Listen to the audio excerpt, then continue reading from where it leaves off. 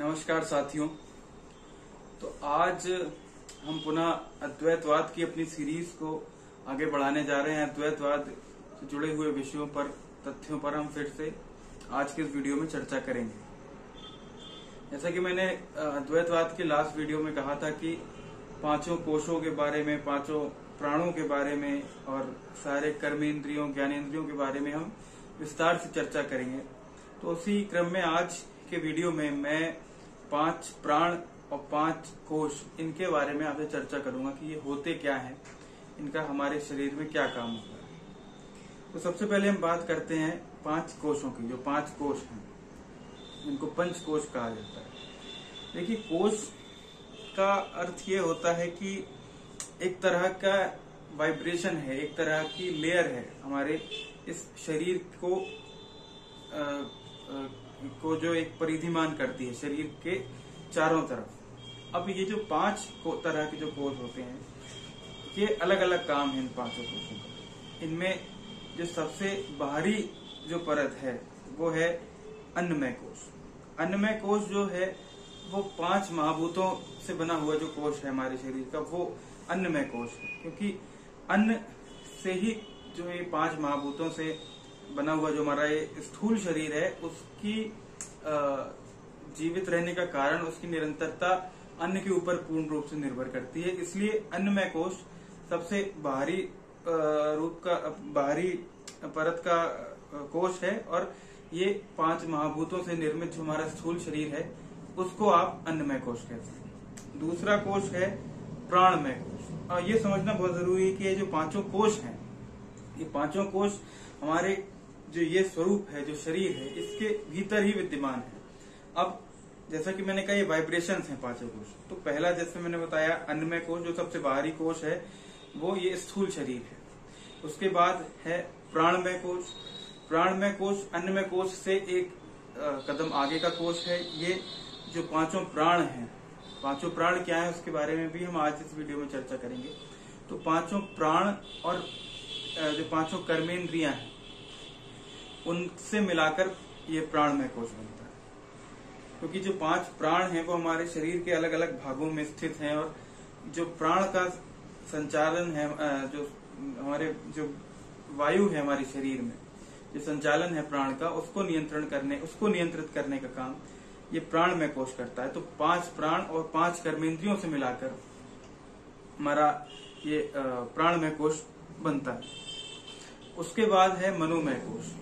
मनोमय कोश है मन और 5 ज्ञानेंद्रियों से बनकर। देखिए, जो 5 प्राण हैं और 5 कर्मेंद्रियां हैं, वो हमारे जो जीवन में हम जो कुछ भी कर रहे हैं, जो स्थूल देह के माध्यम से कर रहे हैं, उस कर्म को करवाने वाली इंद्रियां हैं। लेकिन जो उनको करवाने के लिए जो एक इन्फॉर्मेशन चाहिए, जो ज्ञान चाहिए, वो ज्ञानेंद्रियों से ही संभव है और मन से संभव है।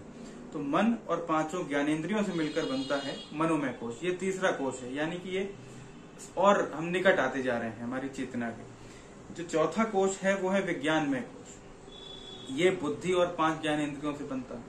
क्योंकि मन तो सबके पास है, लेकिन मन पर से हम क्या सोच रहे हैं, उसका किस तरह के विचार उत्पन्न हो रहे हैं मन में, ये, और सकारात्मकता है मन में, नकारात्मकता है, ये बुद्धि पर निर्भर करता है। तो इसीलिए विज्ञानमय कोश जो है वो बुद्धि और 5 जो ज्ञानेंद्रियां हैं उनसे मिलकर विज्ञानमय कोश बनता है। उसके बाद हम बात करें तो जो सबसे चेतना के हमारे निकट है वो है आनंदमय कोश। आनंदमय कोश जो सभी कोश हैं हमारे 5 कोश, जो पंच कोश कहा जाता है जिनको, उन कोशों में सबसे उच्चतम स्थान आनंदमय कोश का है। सबसे आत्मा के सबसे निकट जो है वो आनंदमय कोश है। ये शरीर को आनंद की अनुभूति करवाने वाला जो कोश है वो आनंदमय कोश है। लेकिन यहाँ पर यह बात समझनी बहुत जरूरी है कि जो ये आनंदमय कोश है ये भी आत्मा नहीं है। ये बात हमको बहुत जरूरी है समझनी कि आत्मा क्या है। जैसा कि मैंने पहले भी वीडियो में कहा था कि स्थूल शरीर तो स्थूल है ही, लेकिन जो कारण और सूक्ष्म शरीर है, जो 5 कोश हैं, वो भी चैतन्य नहीं है, वो भी जड़ प्रकृति के हैं, उनमें भी जड़ता है। इसलिए चैतन्य सिर्फ एक है, वो है आत्मा। तो आनंदमय कोश सबसे निकट है हमारी आत्मा के, आनंद प्रदायक कोश है, लेकिन ये भी जड़ प्रकृति का है। तो ये 5 कोश हैं। 5 कोशों के बाद हम बात करें 5 प्राणों की। तो 5 प्राण, देखिए हमारे शरीर में जैसा कि हम सब जानते हैं 7 चक्र हैं, जो हमारे मूलाधार चक्र से लेकर सहस्त्रार चक्र के बीच में हमारे शरीर के विभिन्न भागों में स्थित हैं। तो ये 7 चक्र हमारे शरीर के अलग अलग क्षेत्रों को नियंत्रित करने का काम करते हैं और उन क्षेत्रों में बह रही प्राण वायु को भी नियंत्रित करते हैं। इसीलिए जो सबसे निचला प्राण है वो है अपान, इसीलिए ये मूलाधार चक्र में स्थित है, यानी कि बिल्कुल नीचे हमारा जो नाभि प्रदेश है वो और उसके नीचे के जितने भी अंग हैं वहां का काम इस अपान का है। तो अपान सबसे नीचा प्राण है। प्राण के जो 5 प्रकार हैं उसमें सबसे निचला स्तर अपान का है। मल त्याग करना और संभोग, ये सारी चीजें अपान नियंत्रित करता है। उसके बाद आता है व्यान। तो व्यान जो है ये हमारे शरीर में जो भी संचालन हो रहा है, जिन रक्त का संचालन, प्राणवायु का संचालन, उसका सारा जो काम है, जो हमारे शरीर का जो ऑरा है उसको नियंत्रित करने का काम व्यान करता है। और ये जो स्वादिष्ठान चक्र है वहां पर इसका स्थान है। उसके बाद जो तीसरा प्राण है वो है समान। समान जो हमारा नाभि प्रदेश से लेके हमारा जो ये सीने का जो ये पॉइंट है, यहाँ पर इस क्षेत्र में उसका काम है। तो समान जो भी हमारे शरीर का जो मेटाबॉलिज्म है, जो भी डाइजेशन है, जो भी हमारे शरीर का पाचन तंत्र है, उसको नियंत्रित करने का काम, जो भी हम भोजन ग्रहण कर रहे हैं वो हमारे शरीर को लगे और वो हमारे शरीर को मजबूती और बल प्रदान करने में सहायता करे, ये समान का काम है। तो ये मणिपुर चक्र में स्थित है। उसके बाद आता है प्राण। प्राण वैसे तो ये 5 प्राण कहलाते हैं, लेकिन जो चौथा इनमें से प्रकार है उसको प्राण ही हम कहते हैं, क्योंकि प्राण का जो स्थान है वो हमारे जो हृदय के इस बीचों बीच का जो ये क्षेत्र है सीने का, यहाँ से लेकर यहाँ तक का जो क्षेत्र है ये यहाँ तक ये स्थित होता है। तो प्राण, क्योंकि ये यहीं पर हमारे फेफड़े भी हैं, यहीं से हम सांस लेते हैं, तो जो हमारी सांस लेने की और सांस छोड़ने की जो प्रणाली है वो प्राण नियंत्रित करता है। इसीलिए सांस से ही सारी चीजें चलती हैं। इसलिए जो भी शरीर में जितना भी जो कुछ भी एक जाल फैला हुआ है नर्व्स का, जो भी बोन, मसल, टेंडन, जो कुछ भी है वो नियंत्रित करने का काम प्राण का है। प्राण के बाद जो 5वां प्रकार है प्राण का वो है उदान।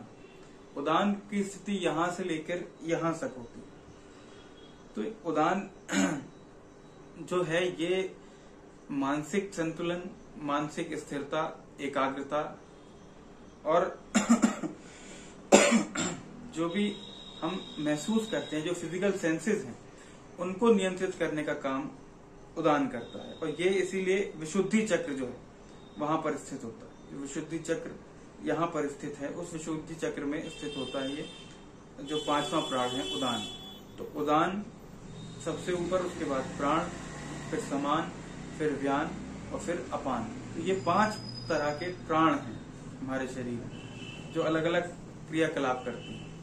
और हमारे जैसे कि जो भी ऋषि मुनि हुए हैं, जो भी हमारे पूर्वज हुए हैं, जिन्होंने आध्यात्मिकता में किसी न किसी स्तर को पाया है, किसी न किसी चेतना की अवस्था तक पहुंचे हैं, तो सबका इसी बात पर जोर होता है कि जो प्राण हैं, जो कर्मेंद्रियां हैं, ज्ञानेंद्रियां हैं, जो 5 कोश हैं, इन पर नियंत्रण पाना बहुत जरूरी है।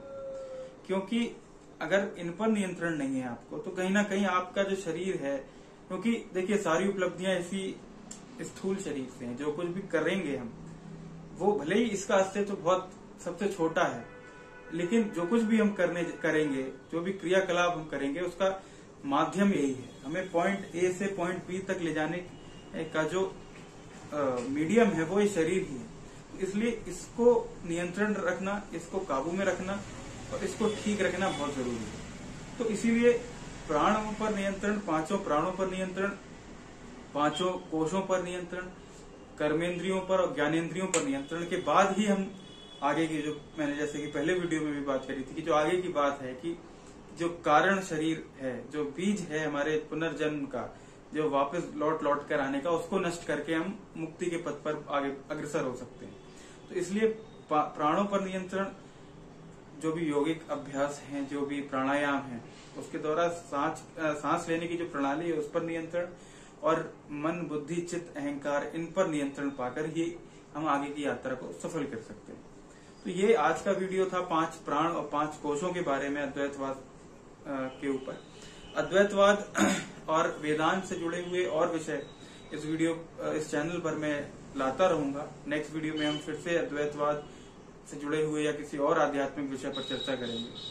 अगर आपको ये वीडियो पसंद आया हो तो इस वीडियो को लाइक करें, शेयर करें, चैनल को सब्सक्राइब करें, और कोई भी आपका सजेशन, क्वेरी या कोई भी आपको डिटेल्स, इन्फॉर्मेशन चाहिए हो तो कमेंट में जरूर बताएं।